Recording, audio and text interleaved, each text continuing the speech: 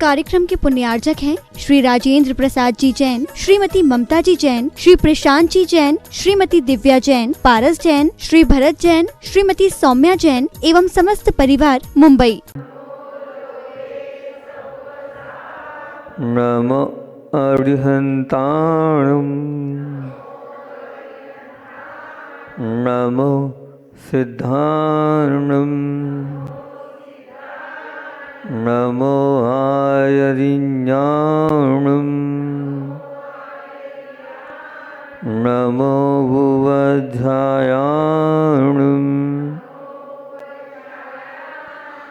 नमो लोये सवसाहुरं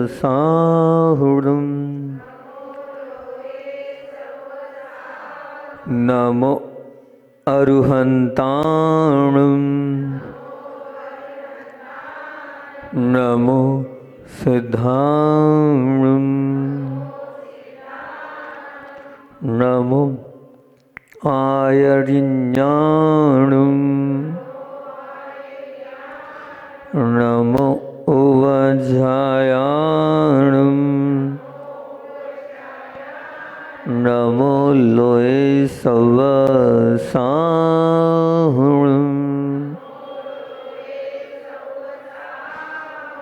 बोलिए देवादिदेव 1008 मूल नायक श्री पांचनाथ भगवान की।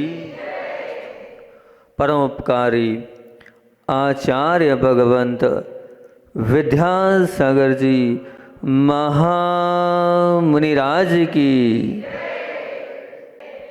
हथनूर में आए हैं और हथनूर की व्याख्या करनी है। कल बोरगांव में थे और बोरगांव की व्याख्या कल करी थी हमने, क्योंकि हम जहाँ जाते हैं उस नगर की व्याख्या करते हैं। कल बोरगांव के लोगों के बीच में बोरगांव से बोला था कि बोना हो तो अच्छाई के बीज बो, तभी कल्याण होगा। रखना हो तो अच्छाई को अपने पास रखो, तभी कल्याण होगा। और कह रहा था गाना हो तो अच्छाई के गीत गाओ, तभी कल्याण होगा। और वह कह रहा था वजन हो तो अच्छाई के वजन से भारी हो, तभी कल्याण होगा। कल्याण की बात कल करी थी हमने वहाँ पर बोरगांव में, क्योंकि जो अच्छा करता है उसके रहने पर भी उसे याद किया जाता है और उसके चले जाने पर भी उसकी उस अच्छाई से उसको याद किया जाता है। एक लिस्ट बनाएं कि आपने कितने लोगों के अपने जीवन में अच्छाई की है कि नहीं की है। जब आप और नहीं तो एक नियम ले लें, कम से कम रोज़, सप्ताह में या हम महीने में एक बार तो कम से कम कुछ अच्छा कर लें। अच्छा करने के लिए जब आप तैयार होंगे तो उससे आपको परेशानी, कष्ट, पीड़ा से रिश्तेदारी करनी ही होगी। और दूसरी बात बोली थी कि अच्छाई को रखना है। अच्छाई क्या रखना है? वो अच्छाई मतलब जिन्होंने आप पे उपकार किया उनको कभी मत भूलना, क्योंकि सब पापों का बाप है उपकारी का अनादर करना, उनको भूलना और उनके उपकारों को भूलना वो कभी मत करना। अगर किसी ने उपकार किया है तो उसके उपकार को बताओ। जितना आप उपकार को बताओगे उतने आप शक्तिशाली बनते चले जाओगे। और हमने आगे बोला था कि हमने अपने जीवन को स्वयं कष्टमय, दुखमय और पीड़ामय बनाया है, क्योंकि अच्छाई के गीत नहीं, हर समय हमने बुराई के गीत का ही बिगुल बजाया है, इसलिए संसार बढ़ता चला जा रहा है। और भार की बात बोली थी कि जितना भार अच्छाई का होगा आपका, उतना हरा भरा और सुफलदायी आपका जीवन होगा। सब्जी और अनाज का उदाहरण, जब गीले होते हैं तो ज़्यादा वजनदार होते हैं, ऐसे ही अगर आप नरम रहेंगे, गीले रहेंगे तो वजनदार रहेंगे। और अगर वजनदार आपका गीलेपन का वजन रहेगा तो आपको ऊंचा उठाता चलेगा। और आज बात हथनूर की हैगी। थोड़ी व्याख्या तो बैठे बैठे सुबह जब पूजन चल रही थी 4-5 मिनट का समय मिला था, थोड़ा थोड़ा चिंतन करके बता दिया। थोड़ा उसी को और आगे बढ़ाते हुए हथनूर की बात हथनूर वालों के बीच में रख रहा हूँ, क्योंकि जब आया भगवान को देखा तो भगवान पर ही चालू हो गया मैं कि भगवान बड़े अच्छे लगे। प्राचीन भगवान बहुत कम देखने को मिलते हैं, ऐसे अतिशयकारी भगवान देखने को कम मिलते हैं। और उसमें भी बाजू में जब इन्होंने सुबह बताया कि वो जो आदिनाथ भगवान है वो तो कुएं में से 70-80 साल पहले निकले हैं, तो उनको देख के और लगा कि क्या बात है, छोटा गांव है लेकिन गांव छोटा है लेकिन भगवान बहुत बड़े बिठा रखे हैं, भगवान बड़े अतिशयकारी बिठा रखे हैं। तो उन भगवान को लेकर ही आज का प्रवचन प्रारंभ कर रहा हूं मैं, उन भगवान को देखकर ही आज का पूरा प्रवचन बना लिया। हथनूर का हकेरा है, हनन होता है कर्मों का, हनन होता है कर्मों का, हथनूर के प्राचीन अतिशयकारी भगवान की भक्ति से। क्या होगा? हनन हो जाएगा कर्मों का इनकी भक्ति से। था कह रहा है थकान दूर होती है हथनूर के प्राचीन अतिशयकारी भगवान के दर्शन से। और नू कह रहा है कि नूतन शुभ कर्मों का बंध होता है हथनूर के प्राचीन अतिशयकारी भगवान के चरणों में बैठने से। और र कह रहा है रत्नत्रय निर्मल होता है हथनूर के प्राचीन अतिशयकारी भगवान को याद करने से। ऐसे ये हथनूर की बात आप लोगों के बीच में प्रारंभ कर रहे हैं। आज पूरा संसार धर्म के पीछे भाग रहा है, कुछ पाने के लिए कर्मों का हनन हो, दहन हो, वमन हो, इस पर कोई ध्यान नहीं, बस पाना है, पाना तो है। आप चाहते हैं, हर संसारी प्राणी चाहता है, लेकिन क्या उसने ये प्रयास किया कि मेरे पल्ले में जो कर्म बंधे हुए हैं उनका हनन करने के लिए, उनका दहन करने के लिए, उनको वमन करने के लिए कोई ध्यान ही नहीं है आपका। बस आप आते हैं भगवान के पास अपने मतलब के लिए, अपने मतलब के लिए आ रहे हैं, इसलिए संसार में भटक रहे हैं। हथनूर के भगवान को अगर आप भक्ति भाव से, श्रद्धा भाव से, आस्था के भाव उस अंतरंग परिणामों की निर्मलता से अगर उस भक्ति से आप करोगे तो कर्मों का निश्चित हनन होगा। और वो भाव बहुत ही पवित्र हो, निर्मल हो, तभी वो कर्मों का हनन होगा। कर्म ऐसे नहीं करते हैं जैसे आप सोच रहे हैं। हथनूर वालों, कभी आपने इन प्राचीन भगवानों की भक्ति करी है? महाराज जी रोज मंदिर आते हैं, रोज आते हो बहुत, पर मैं वो भक्ति की बात कर रहा हूँ शुद्ध भावों से, दिखावे के लिए नहीं, या भेड़ चाल में सब करते हैं वैसा मैं भी करता हूँ, ऐसी भक्ति नहीं। वो पवित्र भक्ति, वंदे तद्गुण लब्धे, मतलब है भगवान आप जैसे हो वैसा मैं भी बन जाऊं। क्या ऐसा एक आध बार उनको देखकर भाव होता है क्या? एक आध बार ऐसे अंदर से परिणाम निकलते हैं क्या कि मैं ऐसा बन जाऊं? अगर ये थोड़े बहुत भी परिणाम आपके बन रहे तो बहुत अच्छी बात है। क्योंकि आचार्य वीरसेन स्वामी ग्रंथ धौला की टीका में क्या कहते हैं? टीका में, धौला ग्रंथ की टीका में उन्होंने कहा कि वो भगवान की भक्ति, उस भगवान की भक्ति से निकत्ति निकाचित कर्मों का हनन होता है। निकत्ति निकाचित क्या कहलाता है? मतलब जो ऐसे कर्म होते हैं जो उदय में आके ही रहेंगे, वो उदय में आएंगे ही आएंगे, उनको कोई नहीं रोक सकता है। लेकिन वह वीरसेन स्वामी धौला सिद्धांत ग्रंथ में बोलते हैं नहीं, उन निकत्ति और निकाचित कर्मों का इलाज भी है।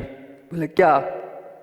प्रभु की भक्ति, प्रभु की भक्ति से वो निकति और निकाचित कर्म अगर उदय में आने होंगे वो झड़ जाएंगे, वो निकल जाएंगे, वो समाप्त हो जाएंगे। पर होना चाहिए वो परिणामों की निर्मलता से वो भक्ति होगी तो निश्चित तौर से वो आपके कर्मों को हनन का, दहन का और वमन का वो रास्ता प्रभु की भक्ति है। जब इतने प्राचीन भगवान आपको सौगात में मिले हैं फिर भी भक्ति में क्यों पीछे रह रहे हो आप? प्रश्न ये है। इतने अतिशयकारी भगवान आपको जब मिले हैं तो पीछे क्यों हो आप? बताओ तो, प्रश्न है हमारा।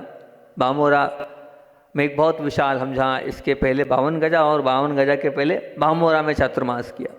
जब चातुर्मास किया तो बामोरा के जो मूल नायक बड़े बाबा आदिनाथ, जो जैसे आपने यहाँ बताया कि ज़मीन से निकले हैं आदिनाथ भवन से, वहाँ भी आदिनाथ भगवान विशाल प्रतिमा खड़गासन, जिनको देख के ही हतप्रद रह जाएंगे आप कि क्या भगवान है। ऐसे वो 13-14 फीट के भगवान। और जब वो भगवान को देखा तो भाव विभोर हो गया। लेकिन भगवान दरवाजे पर बैठे थे, क्योंकि बाद में निकले ज़मीन से और अंदर स्थान नहीं था तो बाहर दरवाजे पे बिठा दिया था। तब मेरे भाव यही थे कि इतने अतिशयकारी, इतने सुंदर भगवान और ये दरवाजे पर बैठे हैं, इनके लिए तो भव्य आसन होना चाहिए, ऐसा आसन होना चाहिए कि जिसको लगे कि हाँ प्रभु हैं। और फिर भाव हुए, समाज की भावना थी, जीर्ण शीर्ण मंदिर था, वहाँ बहुत बड़ा विशाल मंदिर का वहाँ पर समाज के लोगों ने योजना बनाई, गुरुदेव से आशीर्वाद लिया और आशीर्वाद लेने के बाद नींव ही नहीं भर पा रही थी। हम तो चाह रहे थे 3 साल में मंदिर बन जाए, लेकिन नहीं बन पा रहा था। तो नहीं बन पा रहा था, तब एक ही बात उन लोगों से बोली कि बड़े बाबा जैसे अतिशयकारी भगवान हैं, और एक थोड़ा सा 10 मिनट का, जब जिस दिन स्थापना थी एलोरा में, उस दिन पूरी बामोर आई थी, वहाँ उद्बोधन दिया। और जो लोग नहीं आए, तो आजकल तो ज़माना है आपका रिकॉर्डिंग का, सब ने अपने अपने मोबाइल रख दिए। अब वो रिकॉर्डिंग हुई, और रिकॉर्डिंग होने के बाद वहाँ पहुँची, और वहाँ पहुँचते ही जब ये बात हमने करी कि चाहते हो अगर बड़े बाबा के लिए समर्पण है तो अब भक्ति करना है, रोज़ शाम को भक्तामर का पाठ बड़े बाबा के चरणों में वहाँ पर होना चाहिए। और फिर उस दिन से जो वो श्रृंखला चालू हुई, तो बताते हैं कि पूरा युवा वर्ग, बच्चे बच्ची सब भगवान की भक्ति करते हैं। जैसे ही भगवान की भक्ति करी, चमत्कार देखो, नींव नहीं भर पा रही थी, बहुत सारे अंतराय आ रहे थे, वो प्रारंभ हुआ और नींव पूरी भर गई। वो प्रारंभ हुआ, पत्थर नहीं मिल रहा था, भगवान के मंदिर के लिए पत्थर मिल गया। वो प्रारंभ हुआ, 2-2 फैक्ट्री एक साथ चालू हो गई। अब पूरा काम, आसपास के जो मंदिर हैं, चाहे बासोदा का हो चाहे खुरई का हो, वो लोग जब देखने आए तो उन्होंने कहा साल भर में क्या कर लिया आपने, 1500 बाय 100 की 15 फीट गड्ढा आपने भर भी लिया। भरने के बाद आप ऊपर भी आ गए, ऊपर आने के बाद आपने ऊपर काम भी चालू कर दिया, वो बता रहे 5 फीट का पत्थर तैयार हो गया। वो उन्होंने एक ही बात बोली, मात्र भगवान की भक्ति से सब के सब कष्ट संकट टल जाते हैं और अपने आप रास्ता खुल जाता है। पूज्य आचार्य भगवंत के पास जब डोंगरगढ़ में भगवान का एक बहुत बड़ा विशाल प्रतिमा हो, देखी होगी आपने, दर्शन करी, वो पत्थर आया था। और जब वो पत्थर आया था तो पूरा संघ उस पत्थर को ऊपर चढ़ाने के लिए, वो भगवान नहीं थे, लेकिन वो पाषाण जो आया था ना, उससे भगवान बनना थे और बड़े भगवान बनना थे। जब वो बड़े भगवान बनना थे तो उसके लिए ऊपर ले जाया जा रहा था, लेकिन हुआ योग संयोग की बात है कि वो जो पत्थर है, वो तो गुरुदेव बैठे थे इसलिए कुछ नहीं हुआ। वो पत्थर जो है ऊपर ले जाते वो वापस गाड़ी पूरी रिटर्न आ गई। जैसे रिटर्न आ गई और सब तो बड़ी खुशी का माहौल था, लेकिन वो पूरा खुशी का माहौल हो गया। तो आचार्य श्री जी पूरे विकल्प में, पूरा संघ विकल्प में एक ऐसा लगा, बस इतना रहा कि किसी को कुछ लगी नहीं, पर पत्थर सीधे ऊपर से नीचे आ गया। आचार्य श्री ने तब एक ही बात बोली थी पूरी कमेटी से, मैं वहीं बैठा था, चिंता नहीं करो, पत्थर तो पहुंचना ही पड़ेगा उसको, बस अब कल से भक्ति चालू करनी है, कल से भक्ति चालू करनी है। रोज जब तक मंदिर की प्रतिष्ठा नहीं होती है, शांति विधान इस परिसर में होना चाहिए। और वो शांति विधान प्रारंभ हुआ, जैसे ही शांति विधान प्रारंभ हुआ, एक व्यक्ति आया, उसने अपने दिमाग से इतनी सरलता से उस पत्थर को सीधे ऊपर पहुंचा दिया, वहाँ तक वो पहुंच गया। और आज वहाँ पर जो बड़े भगवान विराजमान है, वो कहते हैं भक्ति से सब होता है, बस आस्था के साथ करना चाहिए। बताओ, अभी महाराज जी ने आप लोगों को विधान कराया, ये कल्याण मंदिर विधान कराया, भक्ति भाव में आनंद आया कि नहीं आया? भाई यही भक्ति तो करना है। मैं अपेक्षा रखता हूँ कि बामोरा वालों ने तो मेरी बात मान ली, हथनूर वाले और मान ले, रोज़ शाम को पांचनाथ भगवान के चरणों में कल्याण मंदिर या भक्तामर का पाठ प्रारंभ कर सकते हैं। क्यों बहनों, हो सकता है? माताओं, हो सकता है? बोलो तो सही, हाँ नाम में तो जवाब दो भैया, इधर हो सकता है? तो हो जाए तो बहुत अच्छी बात है। यहाँ भी एक भक्ति की परंपरा चालू हो जाएगी तो मैं मानूंगा बहुत अच्छा काम हो गया, क्योंकि भगवान प्राचीन है, भगवान अतिशयकारी है और अपने को अपने कर्मों का हनन करना है। भक्ति से ही कर्मों का हनन होता है, भक्ति से सब संकट टल जाते हैं, सब विकट परिस्थितियाँ अपने आप दूर हो जाती है। किससे? इस भक्ति के माध्यम से। तो भक्ति हम आप लोग प्रारंभ करें, तभी हमारा कल्याण होता है और होगा। और दूसरी बात यह है कि हथनूर का था क्या बोल रहा है? हथनूर का था बोल रहा है थकान दूर होती है हथनूर के प्राचीन अतिशयकारी भगवान के दर्शन से। बिल्कुल थकान दूर होती है। क्यों? क्योंकि देखो एक बात ध्यान रखना, बाहरी वस्तु को देखने में थकान और मन ऊब जाता है, पर यहाँ के भगवान को आप देखो, देखकर थकान भी दूर होती है और मन को आराम भी मिलता है। बस वो अंदर से श्रद्धा होनी चाहिए, उनको लगना चाहिए बैठे हैं प्राचीन भगवान, तो अपने आप आपका जो वो मन है वहीं लग जाएगा, मन है वो वहीं टिक जाएगा, वहीं पर स्थिर हो जाएगा। जब आप श्रद्धा भाव के साथ देखोगे तो आप चाहे तो ये प्रयोग कर सकते हो, लगातार एक साथ बिना पलक झपकाए देखना और देखकर और उसकी अनुभूति को देखना वो कैसी होती है। बिल्कुल सब विकल्पों को छोड़ देना, सबको एक तरफ कर देना। और भगवान को जब हम आए, वो तो महाराज जी चले गए थे, नहीं तो देखने की बहुत वहीं खड़े खड़े देखने की इच्छा हो रही थी भगवान को, लेकिन महाराज जी आ गए थे उनका, क्योंकि हमारे कारण महाराज जी को इंतजार ना करना पड़े, तो वहीं देखते देखते ऐसा आनंद 2 मिनट में आनंद ले लिया। और आप तो बड़े पुण्यशाली हो, आप तो यहीं रहते हो, और यहाँ रहने के बाद ये तो मैं कह रहा हूँ कि बिना पलक झपकाए उनके अंदर झांकने का प्रयास करना। जब आप उनको देखोगे श्रद्धा के साथ तो बड़ा आनंद आएगा, बहुत अच्छा लगेगा। आपको लगेगा कि 24 घंटे की पूरी थकान दूर हो गई और कुछ पा लिया, कुछ लेके जा रहा हूँ, कुछ अंदर संयोजित करके जा रहा हूँ। जब आप उनको देखोगे, पर वो देखना होना चाहिए निर्विकल्प भाव से, सब कुछ छोड़कर मात्र उनमें लीन हो जाएं, उनमें तल्लीन हो जाएं, उनको अपने अंदर ले आएंगे तो वो आनंद आता है, वो आनंद आएगा। आनंद लेने वाला चाहिए, आनंद तो है हमारे अंदर है, पर हम लें तब तो आप आनंद ले पाएंगे। भगवान को देखकर भी हमारे मन में समर्पण के भाव नहीं हो रहे हैं, आ रहे हैं, तो भगवान या तो चमत्कारी नहीं है, या भगवान प्रभावक नहीं है, या हमारी कमी है। बताओ क्या क्या कारण है? ये मेरा प्रश्न आप लोगों से है, बताओ ना। भगवान चमत्कारी नहीं है क्या, या भगवान प्रभावकारी नहीं है क्या? क्यों नहीं आनंद आ रहा है? किसकी कमी है? हमारी कमी है। हम भगवान को भगवान मान ही नहीं रहे। भगवान को भगवान का जो स्वरूप है उतना जितना अतिशय उनका है, जितना प्रभाव उनका है, वो हमारे मन में है ही नहीं ना, उतना स्थान ही नहीं दिया है।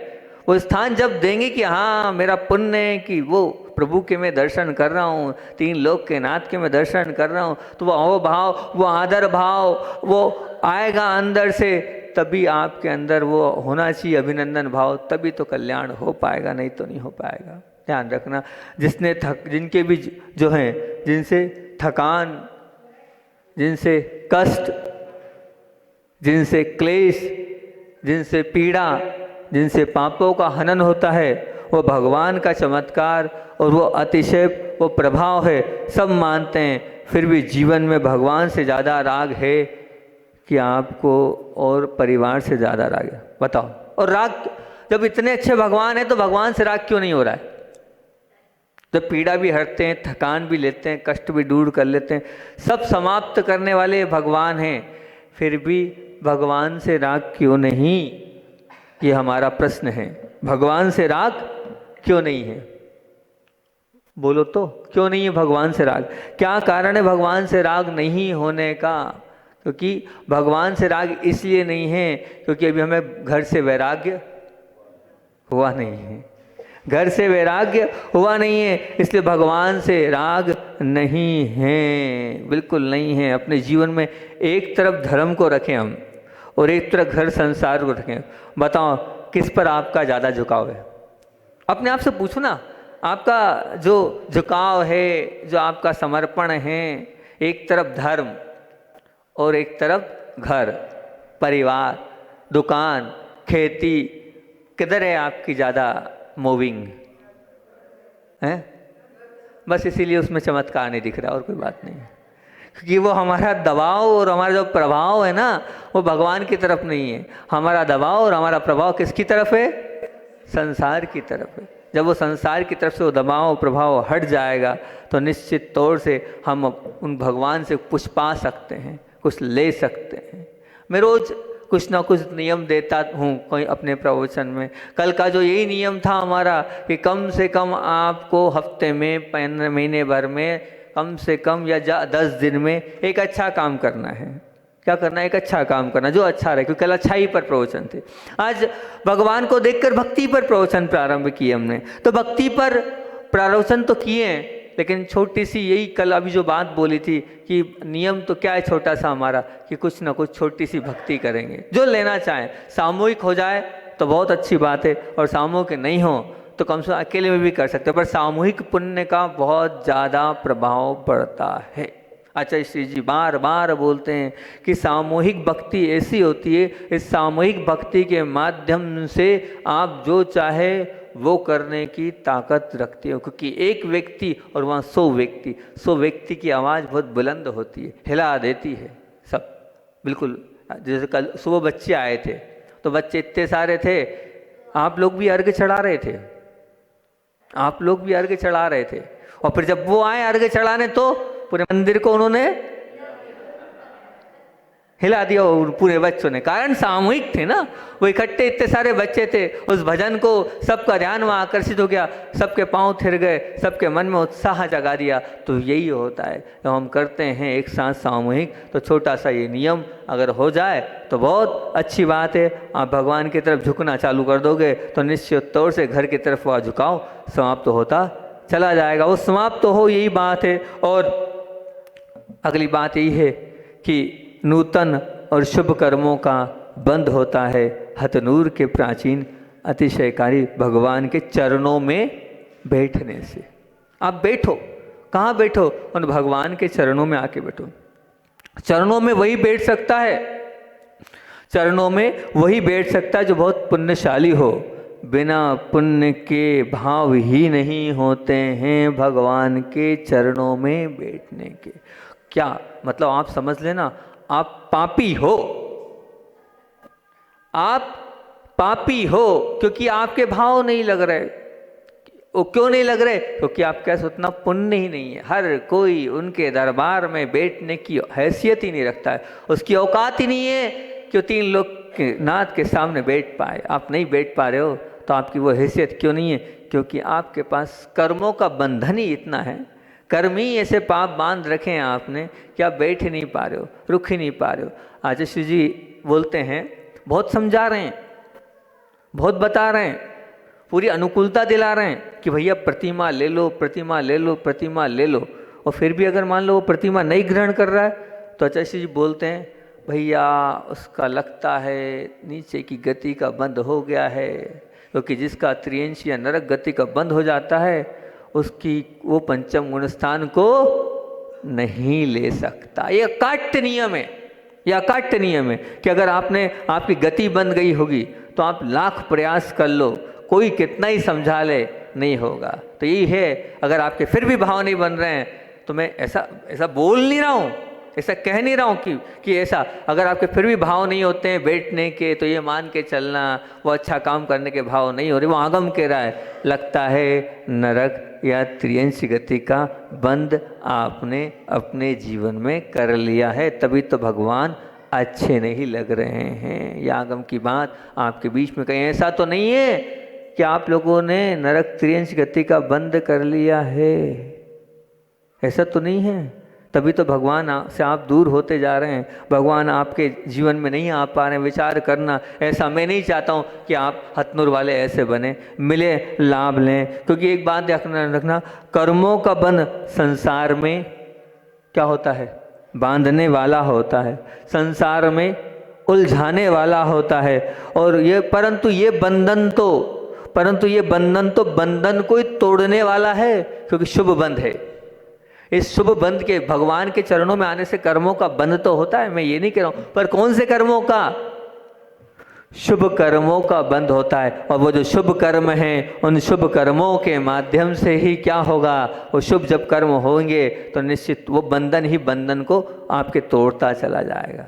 जब आप घर से निकलोगे, जब भी आप घर से निकलोगे इनके चरणों में आने के लिए, तब से ही शुभ का मीटर प्रारंभ। यहाँ नहीं आना है। जितनी दूर घर होता है, मैं हमेशा कहता हूँ वो उतना पुण्यशाली। लोग बोलते हैं घर के बाजू में, मंदिर के बाजू में घर तो बहुत अच्छा, मैं कहता हूँ नहीं, जितना घर दूर वो उतना पुण्यशाली। अरे भैया 3 किलोमीटर 5 किलोमीटर वो इनसे लेके आया भावों को, वो 5 किलोमीटर तक का पुण्य उसके कब्जे में। आप तो 2 मिनट में पहुंच गए, आप तो 2 मिनट में पहुंच गए। वो मान लो आधे घंटे में 15 मिनट में पहुंचा है, तो बताओ पुण्य किसका ज़्यादा पुण्यशाली, आपकी वो ज़्यादा पुण्यशाली, क्योंकि उसको ज़्यादा समय भगवान के चरणों में आने में लगा है। तो जब जब आप घर से निकलोगे उनके चरणों में आने के लिए, तो क्या शुभ का मीटर आपका ज़्यादा प्रारंभ हो गया। मेरे से वो जो बेंगलोर पूना वाले बच्चे आते हैं, महाराज जी 15 किलोमीटर, मैंने पुण्यशाली हो 15 किलोमीटर, क्यों महाराज जी देर लग रही है, इतनी देर, रोज जाना है, लेकिन मंदिर जाओगे तो आनंद आएगा, भक्ति करोगे तो अपने आप को, आपके जीवन को आप ऊंचा और अच्छा बना लोगे। बताओ, करना है ना, भक्ति करना है, बहुत अच्छी बात है कि ध्यान रखना, बहुत अच्छी बात बोल रहा हूँ कि इनके चरणों में जो बैठता है, आज का क्रीम कोटेशन, इनके चरणों में जो बैठता है वो पूरे संसार को अपने चरणों में झुका लेता है।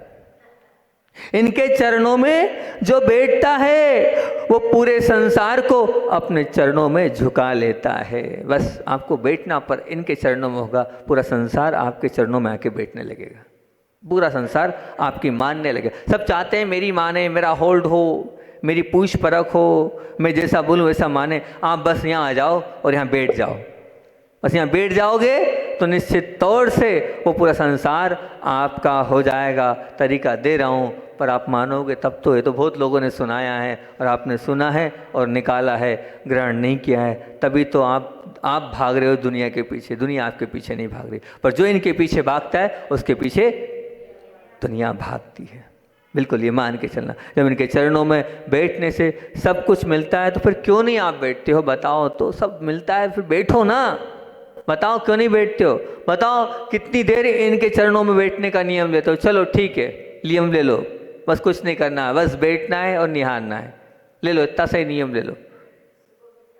जब समय हो, जब अनुकूलता हो, जब मन में प्रशंसता हो, जब मन में निर्विकल्पता हो, बस आके बस देखना है और बैठना है और अपने आप को पवित्र और मंगल करना है। बताओ करोगे? बहुत अच्छा बात, बहुत अच्छी बात है। लो, यहाँ हम आए हैं तो कुछ तो लो। हाँ महाराज जी, दो महाराज आए थे, महाराज ने खूब भक्ति भी कराई, उसका कुछ तो परिणाम मिले, तब तो मानेंगे यहाँ आए और आपने कुछ पाया। नहीं तो खो तो रहे हो आप, कुछ पालो। यहाँ आए तो उससे कुछ ले लो।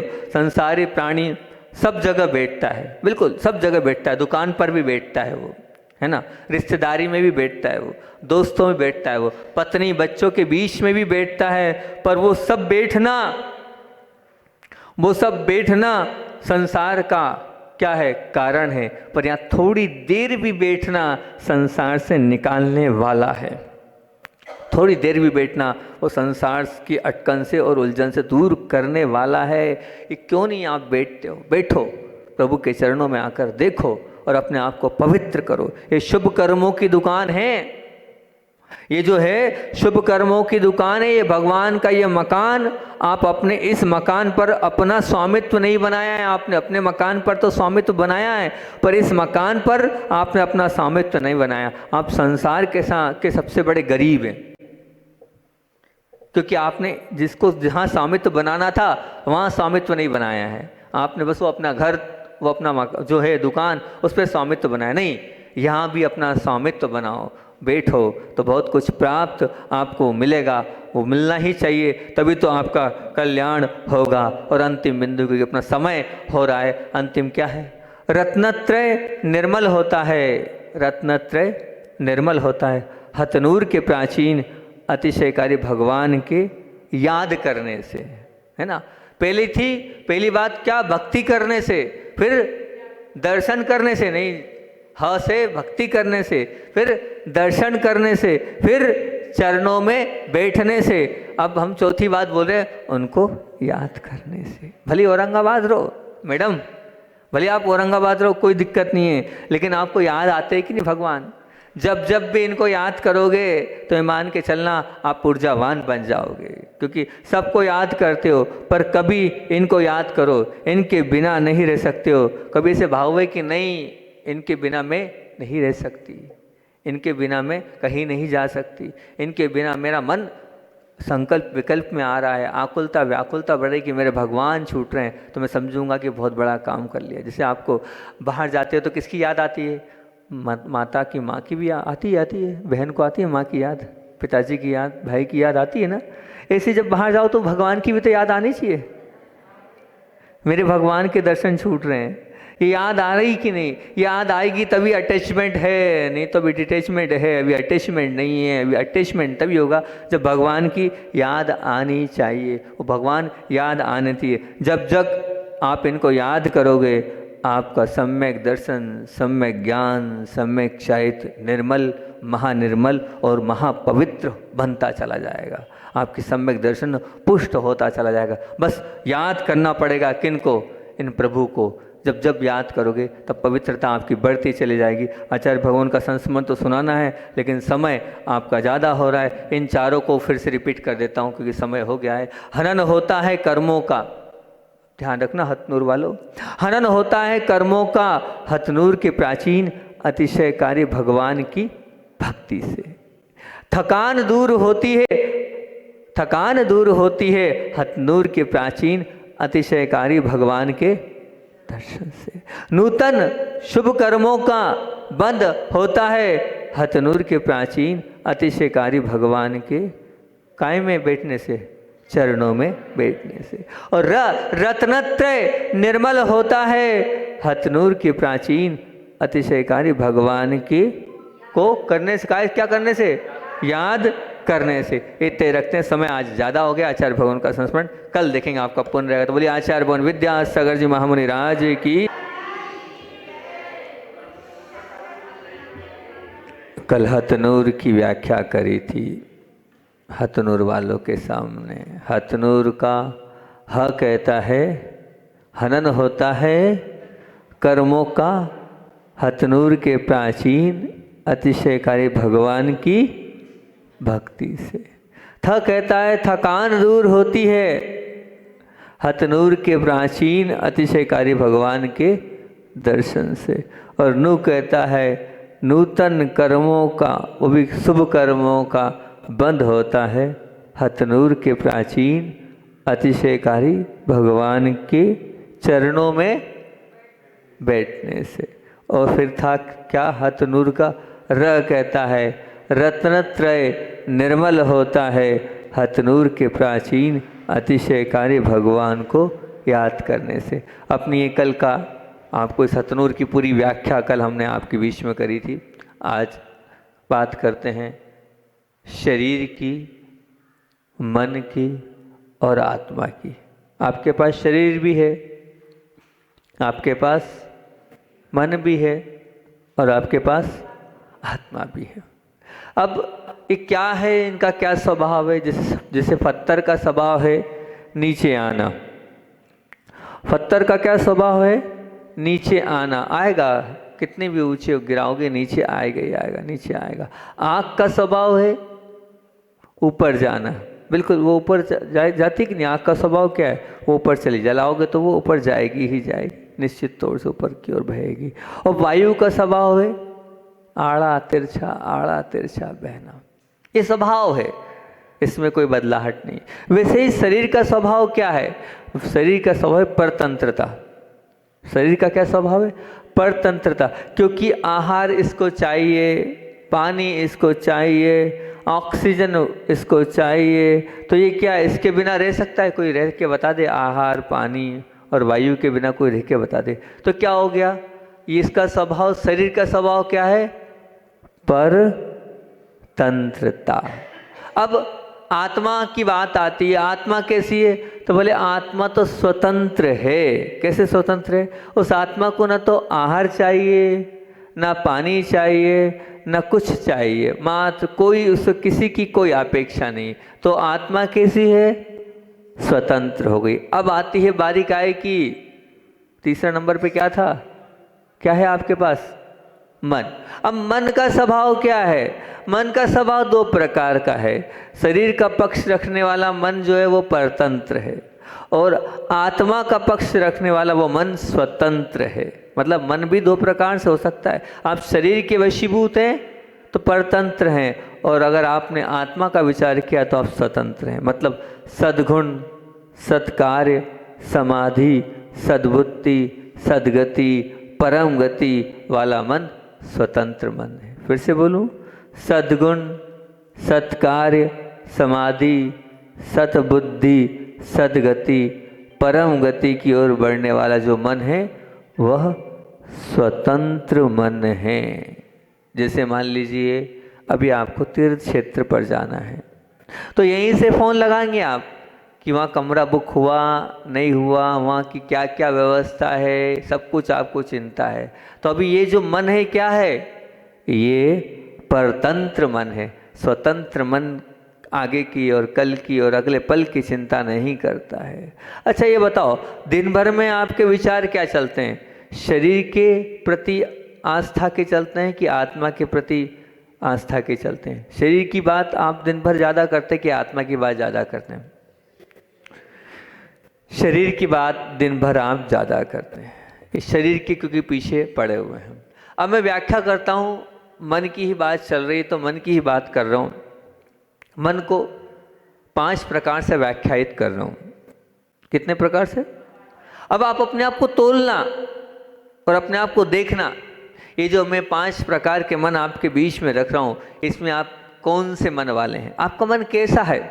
आप किस प्रकार के मन के मालिक हैं? सबसे पहला मन है निष्ठुर मन। सबसे पहला मन कौन सा है?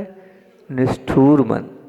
निष्ठुर मन किसको कहते हैं? संपत्ति, सत्ता, सफलता, संबंध के लिए कुछ भी करना पड़े तैयार हूँ, ये कहलाता है निष्ठुर मन। बस मुझे तो क्या चाहिए? संपत्ता चाहिए, मुझे तो क्या चाहिए? सत्ता चाहिए, मुझे तो क्या चाहिए? सफलता चाहिए, मुझे तो क्या चाहिए? बस वो संबंध बनाना है अपने मतलब को निकालने के लिए। ये क्या कहलाता है? निष्ठुर मन। वो मन जो 1 लाख रुपए के लिए भी अपने भाई को, अपने बंधु को, अपने सगे संबंध को कोर्ट में खड़ा कर दे, लड़ाई कर ले, झगड़ा कर ले, वाद विवाद कर ले, वो कहलाता है निष्ठुर मन। अच्छा देखने के बाद भी मन में अहोभाव नहीं हो तो ये कहलाता है निष्ठुर मन। अच्छा दिख रहा है पर सामने वाला का वो अच्छा भी अच्छा नहीं लग रहा है तो कहलाता है निष्ठुर। देखना, अपने आप को तोलना और अपने आप को परखना कि मैं कौन सी श्रेणी वाला हूँ, किस प्रकार का मेरा मन है। इस प्रकार का मन है तो आप इस मन वाले हुए, फिर अपने आप को बोलना मैं ऐसा हूँ, स्वीकार करना। तो किसी का अच्छा देखने के बाद भी आपके मन में अहोभाव, आदर भाव नहीं आ रहा है तो आप कैसे हैं? आप निष्ठुर मन वाले हैं। अगर करुणा नहीं है तो आप निष्ठुर मन वाले हैं। एक बहुत बड़े कंपनी के जो सीईओ थे, वो अपनी कंपनी में बैठे थे। 3000 कर्मचारी उनकी कंपनी में काम कर रहे थे। उन्होंने उन कर्मचारियों के बीच में जब एक मोटिवेशनल अपनी बात रख रहे थे तो उन्होंने कहा कि मेरी 2 आंखें हैं। बोले वो तो सबकी होती है, 2 आंखें तो सबकी होती है। बोले ये 2 आंखें तो सबको दिख रही है और सबकी है, पर आपको बताएं मेरी 1 आंख नकली है, मेरी 1 आंख नकली है। तो बोले आपकी 1 आंख नकली है, लेकिन कौन ये बता सकता है कि मेरी जो 1 आंख नकली कौन सी है? तो और बोले शर्त ये है, बताओ, बता तो सकते हो लेकिन ध्यान रखना जो बताएगा 1 साल का बोनस एक्स्ट्रा, सही बताएगा, बताएगा मतलब सही बताएगा, और जो गलत बताएगा 1 साल का बोनस काट लेंगे। अब भैया कौन की हिम्मत होगी? 1 साल का जो बोनस दिवाली पे मिलता है वो चला जाएगा। बड़ी ही कसमकस वाली स्थिति थी। फिर भी उसके बावजूद भी एक नवयुवक उठ गया, तुषार भाई जैसे उठ गया बड़ी डेयरिंग के साथ, और उसने कहा मैं बता सकता हूँ, मेरे अंदर हिम्मत है। तो बोले हाँ ठीक है बताओ क्या है। तो उन्होंने कहा जो आपकी दाहिनी आंख है वो दाहिनी आंख नकली है। और सीईओ साहब थे, इतने बड़े कंपनी के जो सीईओ थे, उन्होंने बड़े हतप्रद रह गए। वो उसने कहा सीईओ ने कि आज तक मेरी आँख कोई पकड़ नहीं पाया है, मैं विदेश से ऑपरेशन करा के आया हूँ, कोई बता नहीं पाया कौन सी आँख नकली है, क्या कारण है कि ये नकलीपना आपने देख लिया। तो बड़ा ही उसने अच्छा उत्तर दिया। बोले वो इसलिए मुझे लगा, वो जो नकली जानवर की आंख आपको लगी, मनुष्य की आंख नहीं लगी, वो जानवर की आंख आपको लगी है। बोले उसमें थोड़ी करुणा दिख रही थी, आपकी आंख में करुणा नहीं दिख रही थी। बोले उसमें थोड़ी दया दिख रही थी, करुणा दिख रही थी, इसलिए मैंने सोचा कि जिसमें दया और करुणा झलक रही है वो आपकी आंख नहीं हो सकती। मनुष्य के पास दया और करुणा बची नहीं है, इसलिए अगर आपके पास करुणा है, अगर आपके पास दया है, तो आप ईमान के चलना, आप निष्ठुर मन वाले नहीं हैं। आप कौन से मन वाले हैं, अपने आप को देखना। दूसरा, निर्लेप मन। निर्लेप मन मतलब क्या? जिनका कुछ भी जिनको फर्क नहीं पड़ता है। कोई तपस्वी तप कर रहा है, उसके बावजूद भी कोई फीलिंग नहीं। हजारों लोग मर रहे हैं किसी घटना में, लेकिन उसको कोई फर्क नहीं पड़ रहा है, कोई फीलिंग नहीं उस चीज की। भगवान के दर्शन करने के बाद भी अंदर कोई फीलिंग नहीं, भगवान को देखकर भी उसे कुछ लग रहा है नहीं कि मैंने कुछ पाया है, कुछ लिया है। तो ये तो फिर निर्लेप मन है। कोई भी मन में उसके सहज भाव नहीं उत्पन्न हो रहा है, प्रसन्नता का भाव नहीं उत्पन्न हो रहा है, तो ये कहलाता है निर्लेप मन। बताओ, आप जब किन्हीं साधु परमेष्ठी के दर्शन करते हैं, किन्हीं भगवान के दर्शन करते हैं, तो आपके मन में क्या घटता है, नहीं घटता है? कुछ अंदर से अहोभाव आता है, नहीं आता है? नहीं आ रहा है तो उस त्याग के प्रति, उस तपस्या के प्रति अगर थोड़ा बहुत भी अहोभाव नहीं आ रहा है, तो अभी आपका मन कैसा है?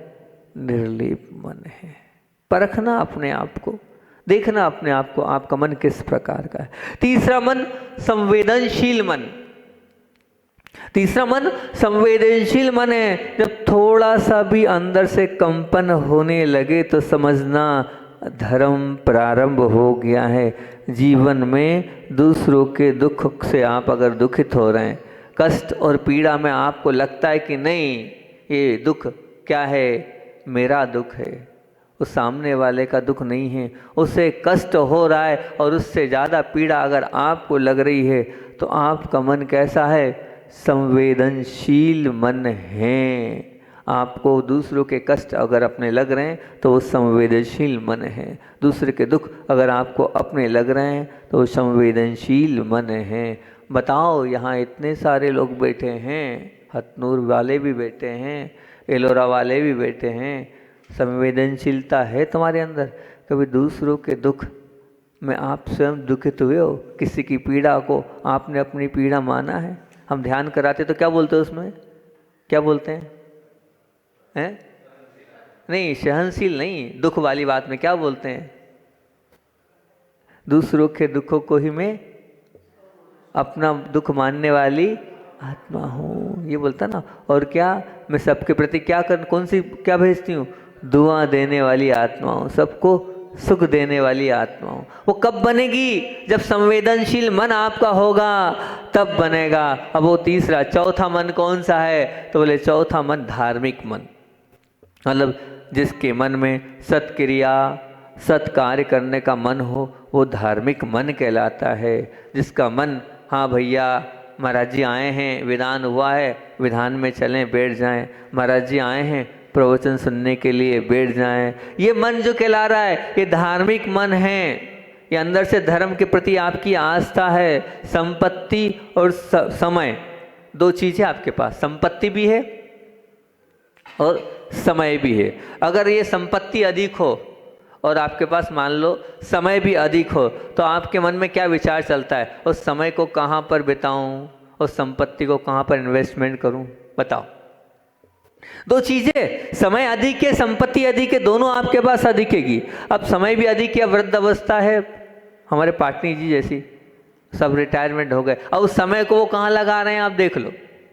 वो संपत्ति है दिनेश जी के पास अपार, वो अपनी संपत्ति को कहाँ लगा रहे? अधिक समय और अधिक संपत्ति आपकी कहाँ लग रही है? बस आपका मन किस ओर जा रहा है, उस समय उस संपत्ति को, उस समय को आप किधर इन्वेस्टमेंट कर रहे हैं, उस किधर आपका विचार चल रहा है। अगर जिस ओर आपका विचार चल रहा है उस ओर आपका मन जा रहा है। अगर धर्म की ओर जा रहा है तो आपका मन धार्मिक मन है, आपके मन में धर्म का बीजारोपण हो चुका है। और पांचवा मन, तो बोले पांचवा आध्यात्मिक मन है।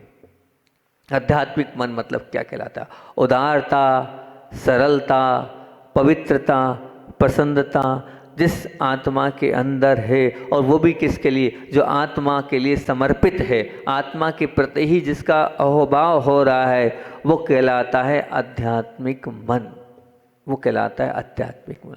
ये 4 मन तो सबके पास हो जाते हैं। पहला मन कौन सा बोला हमने, निष्ठुर मन, दूसरा निर्लेप मन, और तीसरा संवेदनशील मन, धार्मिक मन भी हो जाता है। लेकिन जो 5वां जो है ना, 5वां जो आध्यात्मिक मन है, ये अच्छों के पास नहीं होता है।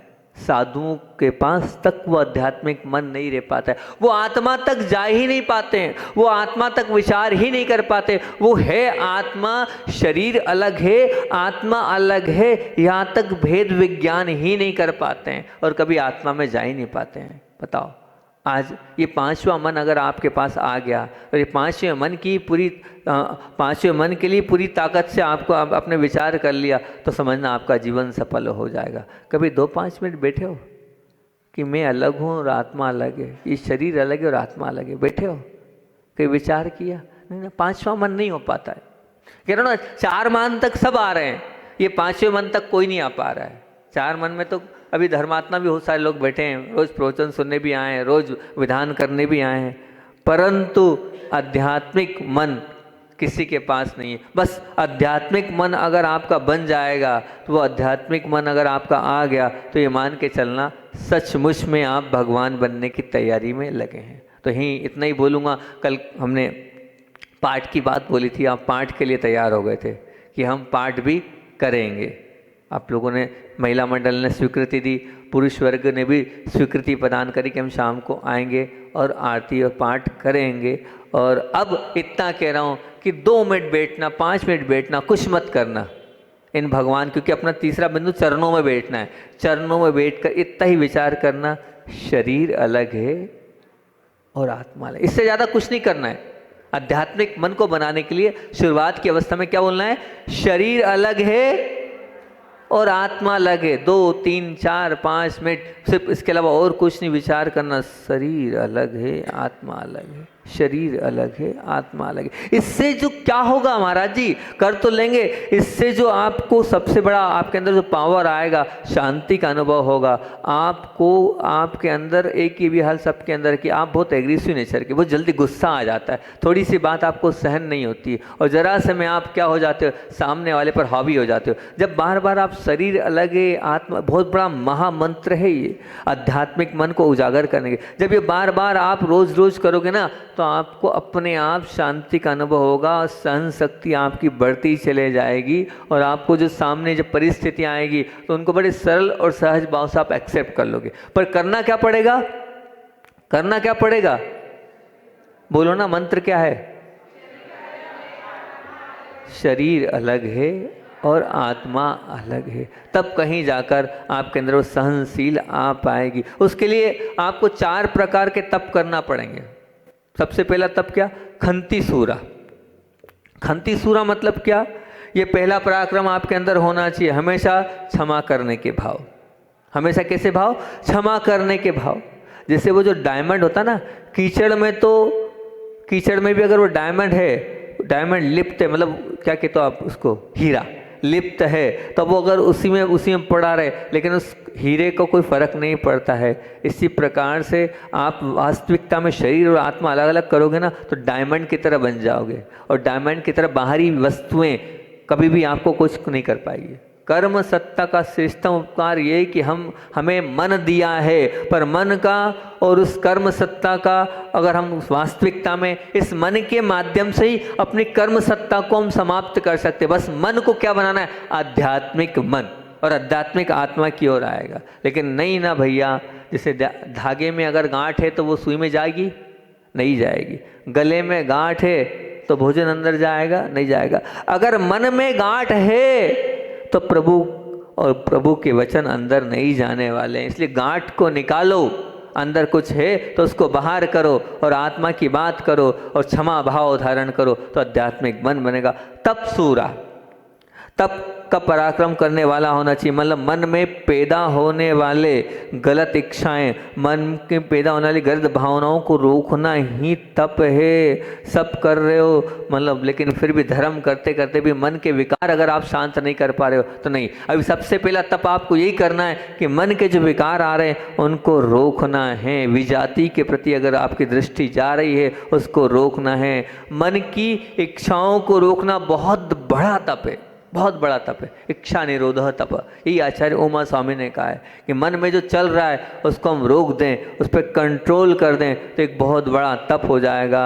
अगर बड़ों के सामने गलत हुआ, वो क्या, अगर कोई गलत कर रहा है और उस गलत को वो क्या कर रहा है उससे मतलब नहीं, मुझे तो अपने आप को रोकना है, ये रोकना तप है। उपवास नहीं कर सकते कोई बात नहीं, आप 2 उपवास 3 उपवास बेला नहीं कर सकते, मत करो, लेकिन मन को जो गलत जा रहा है उसको रोकते चलो। ये भी बहुत बड़ा तप है, ये भी बहुत महान काम है। क्योंकि सत्ता, समाज, संघ, परिवार सबसे के बीच में रहकर अपनी मन की इच्छाओं का दमन करना ये बहुत बड़ा तप है। साधु तो तप करता है, लेकिन गृहस्थों के लिए मन को संयमित रखना ही तप है, ये मान के चलना। और तीसरा दान सूरा। दान सूरा का तात्पर्य क्या है? दान का पराक्रम। दान मतलब क्या? समय का दान करना, शक्ति का दान करना, शब्दों का दान करना, संपत्ति का दान करना। कभी किसी भिखारी से प्रेम से आपने पूछा है, क्यों तुम भीख क्यों मांगते हो, क्या कारण है, तुम भीख किस लिए मांग रहे हो? कभी पूछा आपने?